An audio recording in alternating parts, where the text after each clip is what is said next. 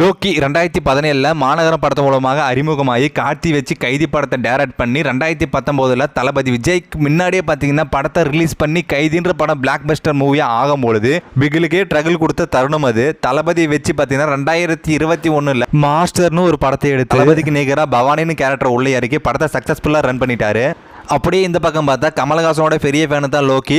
கமலஹாசனையே வச்சு டைரக்ட் பண்ணுற அளவு பார்த்தீங்கன்னா லோக்கி பெருசாக வந்துட்டாருன்னு சொல்லும்போது 2022 விக்ரமும் ஒரு படத்தை ரிலீஸ் பண்ணி கமலஹாசனை கோஸ்ட் மாதிரி காட்டிடல லாஸ்ட்டை பிளாஸ்ட் பண்ண மாதிரி பார்த்தீங்கன்னா எல்லார் வாயிலேருந்து பார்த்தீங்கன்னா ரோலக்ஸ் சொல்ல வச்சவர் தான் பார்த்தீங்கன்னா லோக்கி. அந்த டைமில் தமிழ் சினிமாவில் ஹையஸ்ட் கலெக்ஷனில் பார்த்தீங்கன்னா விக்ரம் படம் தான் நின்றுச்சு. உடனே எல்லா வாயிலிருந்து வந்த ஒரே வார்த்தை எல்சியூ லோகே சினிமாட்டி யூனியர்ஸ். மீண்டும் தளபதியோட இணையறாரு. 2023 லியோன்ற படத்தை பார்த்தீங்கன்னா ரிலீஸ் பண்ணுறாரு. அந்த படத்தில் தளபதியோட டோட்டல் கலெக்ஷனில் எல்லாத்தையும் தூக்கி தள்ளிட்டு பார்த்தா நம்பர் 1 இடத்துல இருக்கிற 610 கோடி வரி பார்த்தீங்கன்னா கலெக்ஷன் பண்ணி இப்போ வரைக்கும் டாப்பில் 1 இருக்குது தளபதியோட லிஸ்ட்டில்.